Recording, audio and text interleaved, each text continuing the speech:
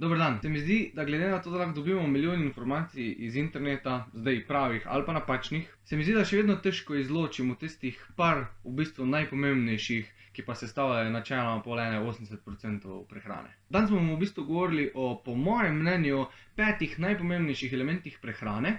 Nekaj malega bomo povedali tudi o izgubi telesne mase, pa o pridobivanju telesne mase, zakaj kalorija je kalorija, ampak obenem ni. Na koncu bom pa te 5 elementov razporedil tudi po pomembnosti, pa spet to bo moje mnenje, to niso zdaj nobene smernice. Preden gremo na vlog, bi se rad zahvalil še vsem svojim Patreon podpornikom, ki še vedno skrbite, da se moj kanal pa jaz sam razvijam tudi v smer kot vse, tako da hvala še enkrat. Ok, zdaj pa gremo dalje.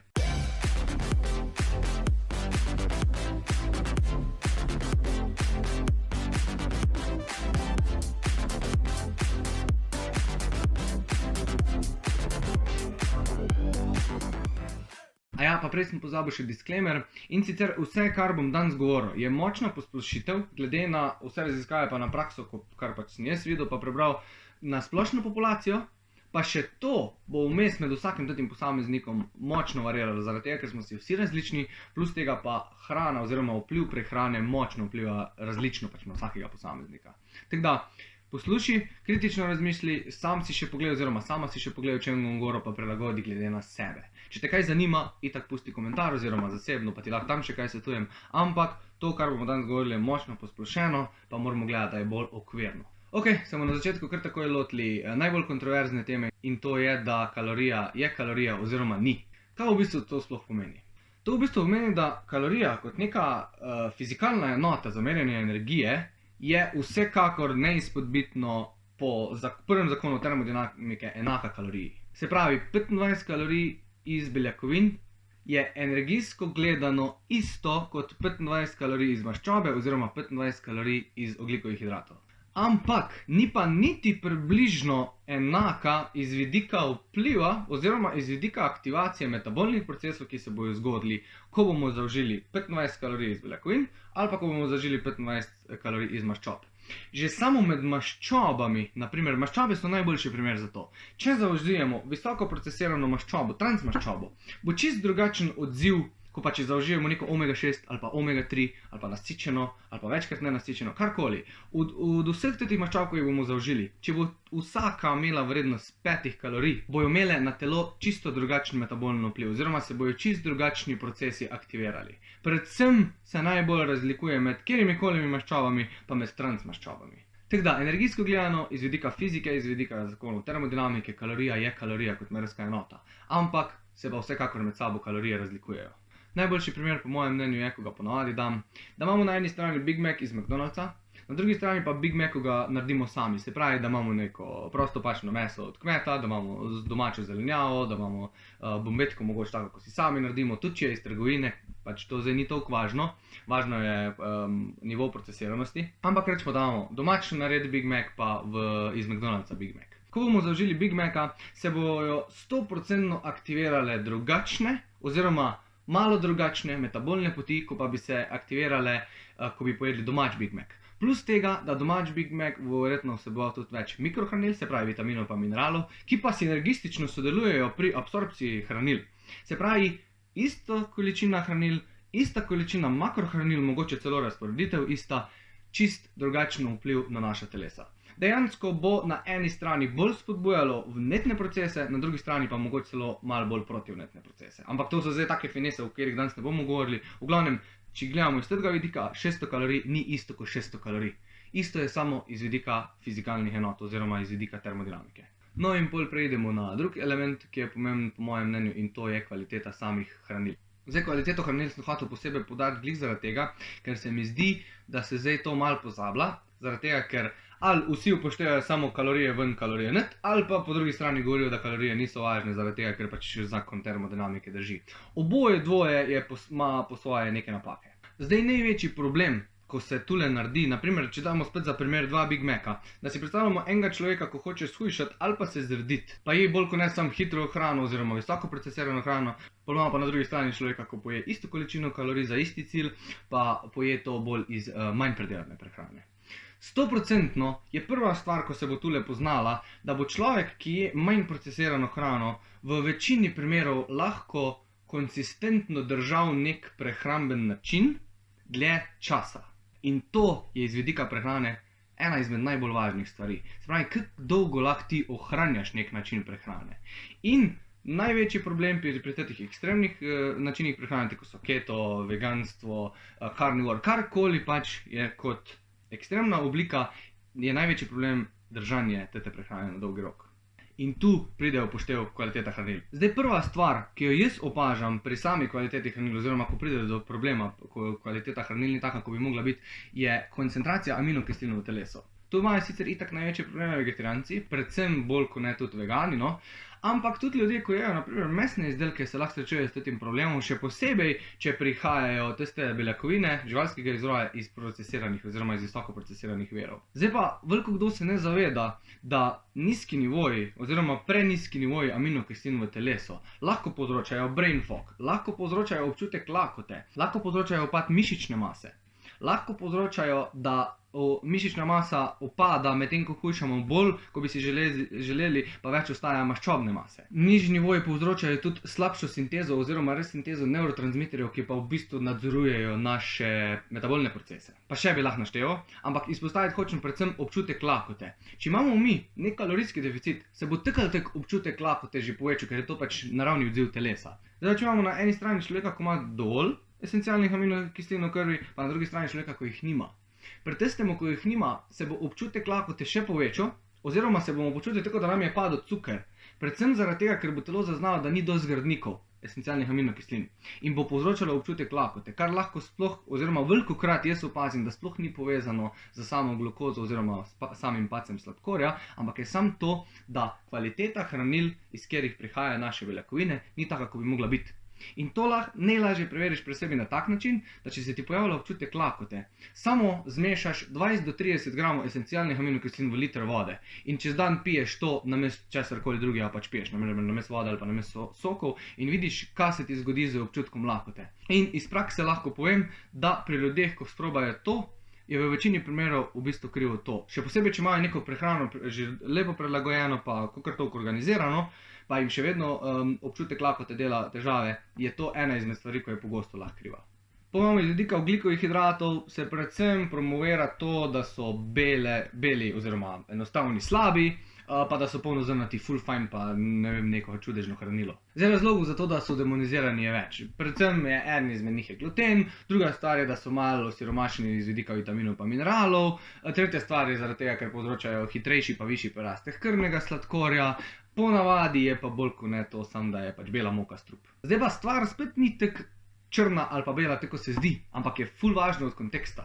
Res je, da imajo bele testenine, bel riž oziroma vsi malo bolj enostavno ogljikovih hidrati, da imajo iz vidika hranil oziroma iz vidika vitaminov pa mineralov malo manj tega, kot pa njihove alternative, tako je rjav riž, perjene testenine. Ampak so pa v določenih primerih veliko boljši kot dodatek k obroku, naprimer iz vidika treninga.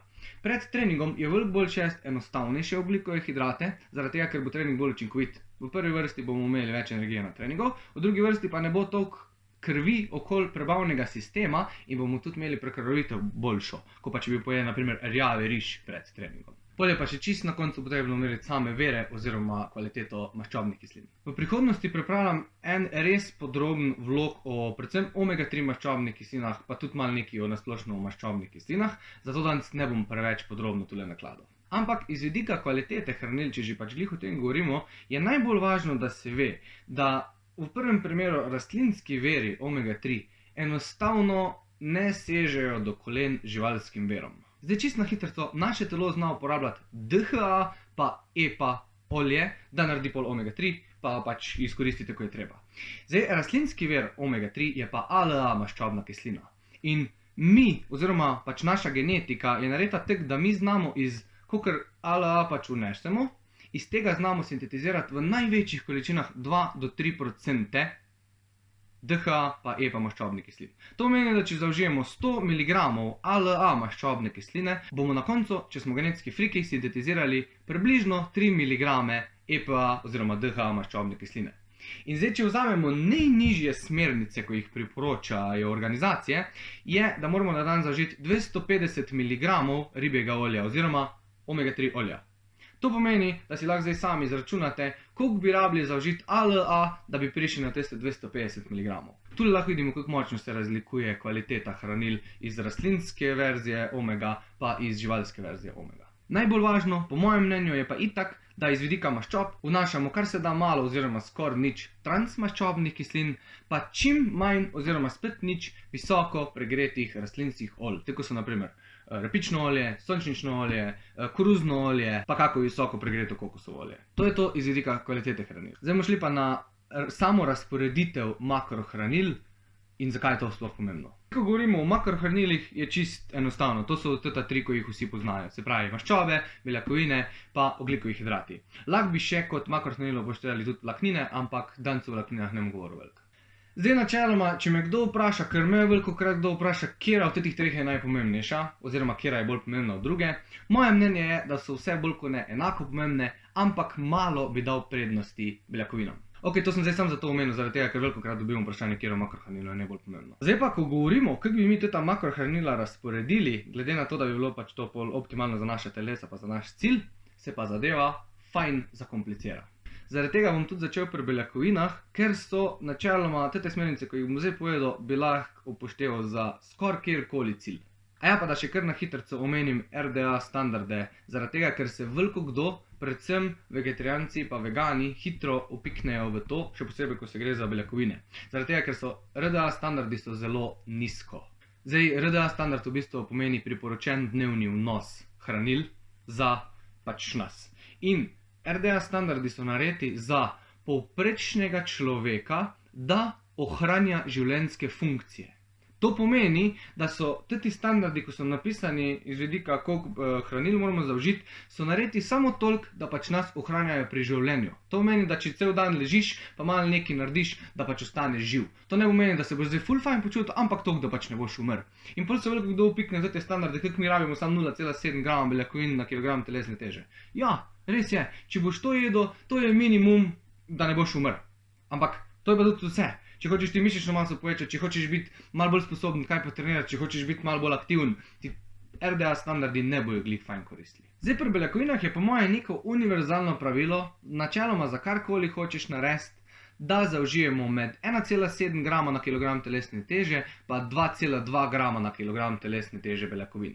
Zdaj vsak si bo ta cilj pol sam prilagodil in o tem zdaj ne bom govoril zaradi tega, ker če bi hotel to narediti, bi lahko samo o tem naredil enourni vlog. Tako da, tudi okvir od 1,7 do 2,2 se mi zdi najbolj pametno upošteva, da se tudi neke smernice iščejo.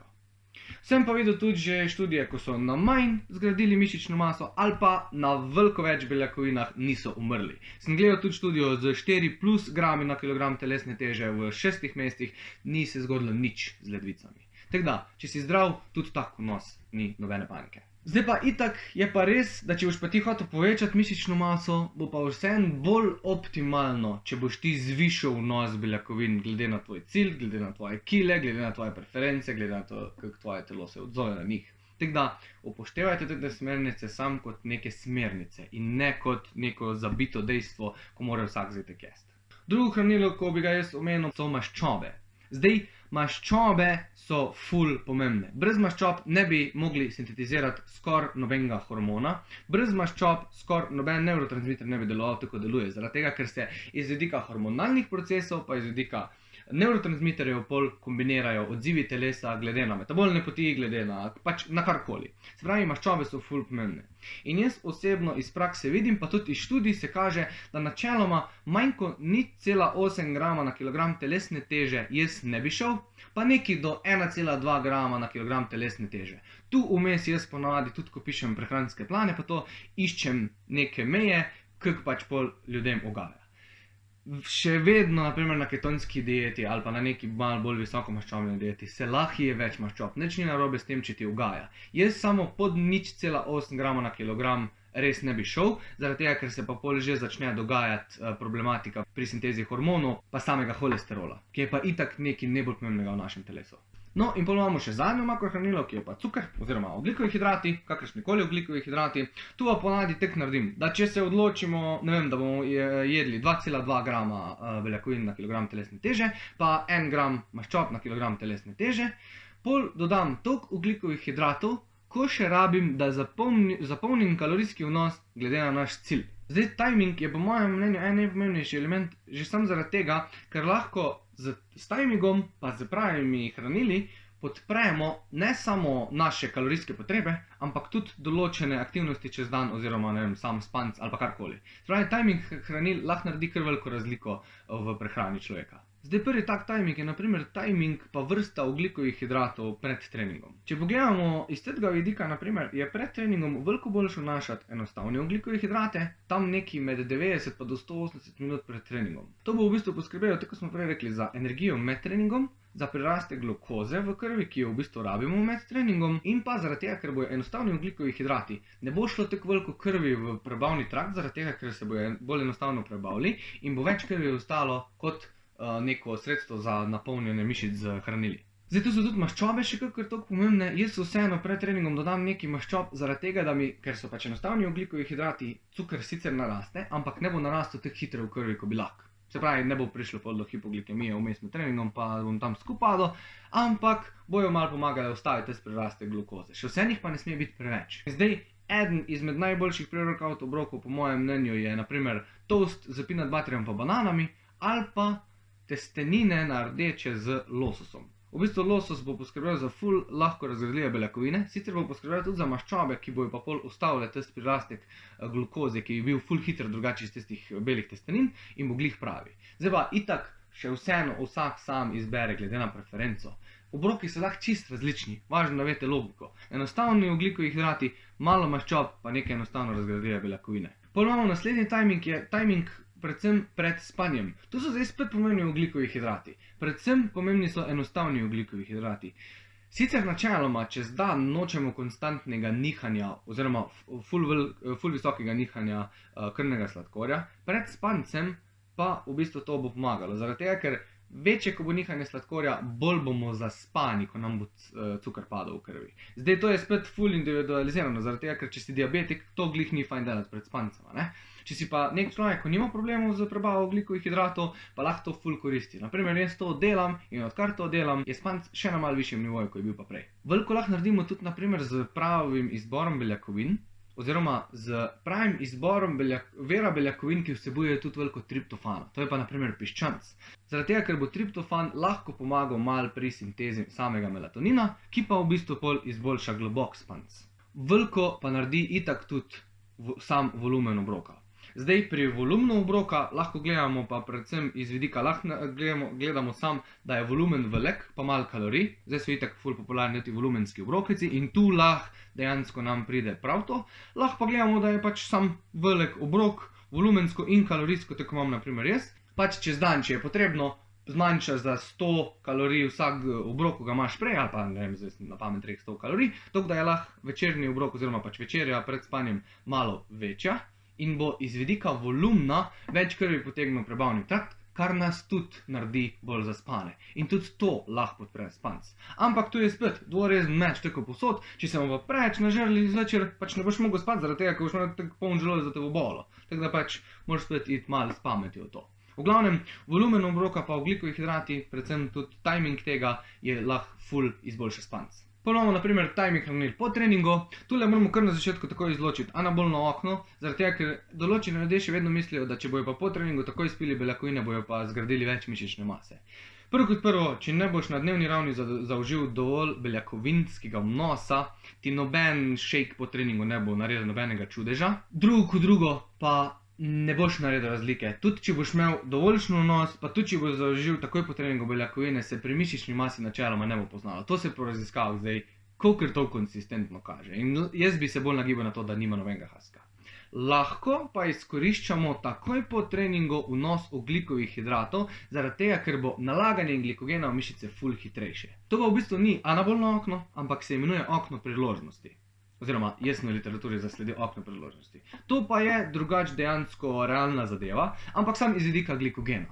Plus tega, da to zdaj nekemu rekreativcu ne bo neki ful koristilo, zaradi tega, ker glikogen se vseeno nafila v 6 do 8 urah. Teda, če imaš ti en trening na dan, ti to ne bo nič kaj naredilo ful razlike, zaradi tega, ker pač ne rabiš imeti glikogena te hitro nafilanga, ampak za športnike, naprimer, ko imajo po 2 ali pa 3 treninge na dan, je pa to ena izmed taktik, ko je lahko dobro izkoriščajo in jim ful pomaga iz vidika energije na treningu. Naprimer tudi sam, jaz pač jem od 12 do 8, zaradi tega, ker izvajam delno postenje in v tistem času moram zaužiti od 4000 pa do 4500 kalorij. In jaz niti ne mogoče toliko, da mi koristi iz vidika glikogena, res je, da imam 2 treninga na dan, ampak bolj mi koristi iz vidika samega vnosa kalorij. Zaradi tega, ker te shake je prvo kot prvo tekoč, pa hitro vnesem tam okoli 1000 kalorij po treningu, kar je super. Plus, da se mi bo še glikogen nafilo. Teda spet, en timing hranil, ko nam lahko koristi. Pa še ena stvar, ko bi jo lahko tule omenil, je pa sam timing prvega obroka. To sem sicer govoril že zanč, v vlogu se bo zdaj tule gor pokazal link, lahko klikneš, v bistvu delno postenje, pa kako lahko delno postenje izkoriščamo za fokus. In tu je ena stvar, če bomo mi zajtrk prestavili za kako uro ali pa 2, še posebej, če smo navajeni, bo zaradi tiste povečane koncentracije ketonov malo boljši fokus zjutraj oziroma v dopoldanskem času za izvajanje določenih nalog. Naprimer, jaz sem se testiral in za trening, je super, je malo boljši fokus, ampak spet, trening zdaj ne sme biti visoko intenziven, tam sicer itak nimaš nekega fokusa, ampak naprimer za tehnične treninge, tako je olimpijsko dviganje, je fokus boljši, tudi študije kažejo, da je fokus boljši. Ampak spet, je dvorezen meč, ampak vsem tem govorim v onem vlogu, teda zdaj ne bom. Skratka, timing prvega obroka je lahko tudi pomemben. In zdaj, če vse to korporiramo mi še v našo urejeno prehrano, pa da si obroke prilagodimo še glede na timing, lahko naš prehrambeni plan še malo izboljšamo. Ok, zdaj pa prvo kot prvo, od tule naprej mi Word ni več s hrano ali nej, ko si jih ponavadi pišem, zaradi tega, da lažje mečem ven vse, kar imam v glavi, pa da je bolj urejeno. Tako da se že vnaprej opravičujem, če bojo informacije od zdaj naprej v vlogu malo bolj razmetane, zaradi tega, ker pač v moji glavi so razporejene, tako pa so.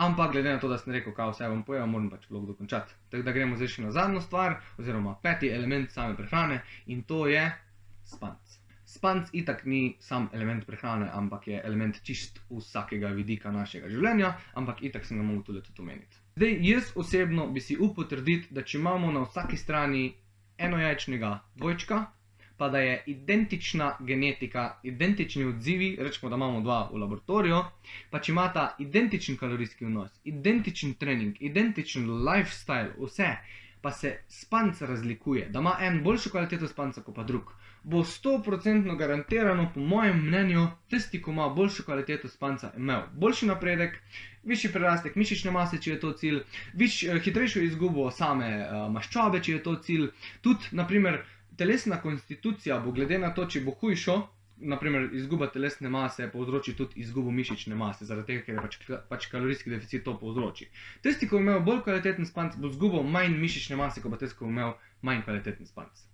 To je skoraj dejstvo. Oziroma, vse raziskave, ko sem do zdaj gledal, kažejo na to, plus vsi ljudje iz prakse, pač v praksi se to pozna. Se pravi, spanc bo v bistvu zaključil samo ureditev, timing prehrane, kvaliteto hranil. Ko bomo imeli to porihtano, bo spanc samo podprl še vse procese, ko se bojo lahko dogajali, zaradi tega, ker je naša prehrana urejena. Zdaj, v spancu bi lahko nakladal čist poseben vlog, ampak ne bom zaradi tega, ker skoraj čisto v vsakem vlogu nekaj zatežim, zato bom šel zdaj kar naprej. In to je, kako bi jaz razporedil po pomembnosti vseh teh 5 elementov, o katerih smo zdaj govorili. Najpomembnejša stvar, po mojem mnenju, če gremo gledati od začetka do konca, je spanc. Z kvalitetnim spancom se bo vse začelo. Pol bo takoj sledila sama kvaliteta hranil, pa vnos kalorij. Zdaj, tule bi sam upal trditi, da je to dvoje kar isto pomembno. Kalorijski vnos ni pomembnejši od spanca, po mojem mnenju ni pomembnejši od spanca, še posebej ne na dolgi rok, ampak kvaliteta hranil pa tudi ni pomembnejša od samih kalorij. Pol na 3. mesto bi dal sam timing prehrane, na 4. mesto bi dal razporeditev makrohranil in pol bi na 5. mesto spet dal spanc. Zaradi tega, ker bo spanc zaključil celo zgodbo na tak način, da bo telo lahko in znalo sintetizirati vse, kar smo vnesli, vsa kvalitetna hranila, vsa makrohranila, ki smo pač imeli razporejena, še posebej, če bo timing tak, da bo še izboljšal absorpcijo oziroma metabolizem samih hranil. Se pravi, najboljš si lahko to predstavljamo tak lep velik sendvič, od spod je ena bombetka je spanc, pa od zgor je ena bombetka je spanc. Pol imamo pa vmes kvaliteta hranil, pa vnos kalorij, timing hranil pa makrohranila. In to je teh 5 zadev, ko so v bistvu samo 4, ki so najpomembnejše po mojem mnenju iz vidika prehrane. Zdaj ne vem, zakaj sem to opisal kot sendvič, ampak mislim, da si vseeno lahko lažje predstavljate. Ok, zdaj še pa čist na koncu, po celem tem nakladanju, lahko čist na hitrico malo nekaj povem še, kako bi se lotil same izgube telesne mase oziroma pridobivanja same telesne mase. Pri kjeremkoli od teh dveh ciljev so ful pomembne beljakovine oziroma sam vnos beljakovin. Zdaj pri pridobivanju telesne mase je itak ponavadi cilj, da pridobimo čim več mišične mase. In zdaj se spet razlikujejo. Pri začetnikih je to ful lahko zaradi tega, ker bo prirastek hiter, pa od tega bo veliko mišične mase. Pri nekih že ustaljenih, nekih rekreativcih, ko že dlje časa trenirajo, pač, oziroma tudi pri športnikih, bo pa, če bo prirastek mase hiter, bo ponavadi več maščob. Oziroma več same maščobne mase, zato ko se še vseeno lažje gradi kot mišica. Zato jaz mislim, da je tule boljš ciljati na to, da smo lepo konsistentni, da se nam vsak teden masa poviša za malo, 100 do 200 gramov, in takrat bomo lahko bolj nadzorovali, da bo čim več mišic pa čim manj maščob. V vsakem primeru bo še vseeno šla maščoba malo gor, zato ker smo pač v kalorijskem presežku. Mimo tega ne moreš. Zato je tudi tule pomembno vnos beljakovin. Zdaj, vnos beljakovin sam, ko povečuješ mišično maso, jaz priporočam tam med 2 do 2,6 grama na kilogram telesne teže, tu nekaj vmes, če se giba tvoj vnos, je čisto v redu, pa če bolj poskrbiš za stimulus, tako je trening, in to je to. Pol pa seveda vse skup podpreš oziroma začneš z kvalitetnim spancem. Mi v bistvu med spancem gradimo mišično maso. Ti med treningom pa čez dan ti kuriš oziroma ti trgaš mišična vlakna, predvsem med treningom. Spanc je pa pol tam zato, da nam tista mišična masa zgradi nazaj oziroma zgradi močnejša in večja, da se bo lahko prilagodila na trening. Tako da spet vse se začne pa zaključi z spancem. Pogremo pa še na izgubo mase na hiter, to je pa v bistvu pomemben spet kalorijski deficit itak. In pa mogoče so tule še malo bolj pomembne beljakovine. Spet vnos jaz priporočam tam od 2 do 2,6 oziroma priporočam, da se tu giba nek vnos, ko je mogoče celo večji ali pa vsaj tak, ko pa pri pridobivanju mišične mase oziroma telesne mase. Zaradi tega, ker bomo tek še dodatno zaščitili mišično maso na kalorijskem deficitu. Pa kar bi še lahko tule dodal, je pa v bistvu, da lahko nam delno postenje ful koristi, prvo, delno postenje lahko koristi kot sam kalorijski deficit, da lažje vzdržujemo kalorijski deficit, ker pač manjkrat jemo oziroma manj časa imamo za jest. Druga stvar je pa, to kar sem že govoril o vlogu za delno postenje, se bo zdaj pokazal tu, si lahko bolj podrobno pogledaš. Ko izvajamo delno postenje, telo naravno sprošča malo več rastnega hormona v sistem. To zdaj ne pomeni, še enkrat, to zdaj ne pomeni, da bomo mi zgradili več mišične mase zaradi tega. Ampak pomeni pa, kakor zdaj raziskave kažejo, po mojem mnenju, je to naravni odziv telesa, zaradi tega, ker telo vidi, da pač mi zdaj stradamo, mi ne moramo jesti. In reče, jaz moram pa zdaj malo več rastnega hormona sprostiti, zaradi tega, da bomo ohranili malo več mišične mase. In če mi naredimo tek, da povečamo beljakovine, delamo delno postenje, pa imamo kalorijski deficit, je moje mnenje, da bomo ohranili več mišične mase, ko pa ko ima samo kalorijski deficit, pa ima isto prilagojen vnos beljakovin. Ni veliko raziskav, ko kaže to do temo. Mislim, da sta samo eni 2, da sem jih zdaj zasledil, ali pa 3, ampak so bile kvalitetne in to delijo Patreon skupino in mislim, da se lahko delno postenje izkorišča in kot kalorijski deficit in kot eno sredstvo, da ohranimo malo več mišične mase. To je pa v bistvu to. Jaz upam, da je bilo kakor toliko organizirano, da nisem preveč zbruhal enih informacij, pa itak nisem povedal tako podrobno, ko bi hotel. Ampak glede na to, kakšna tema je, bolj podrobno skoraj ni šlo, ker sem hotel zajeti čim več populacije, da lahko izkoristite te informacije. Če koga kaj zanima, pošli zasebno ali pa pošli komentar, zaradi tega, ker verjetno 50% tega, kar sem povedal, mogoče tebi tudi sploh ne bo ugajalo, ker smo si vsi, še enkrat povem, različni. To je pa to. Hvala za ogled. Če ti je bil vlog všeč, ga lahko deliš, ga lahko lajkaš, bi mi ful pomagalo pri samem kanalu, pa pri samem kontentu. Če imaš kako temo, ko te zanima, napiši v komentar, oziroma napiši v zasebno, pa mogoče pač naredim glih to temo naslednje, če mi bo zanimiva. Hvala za ogled, pa se vidimo v naslednjem videu. Ajde!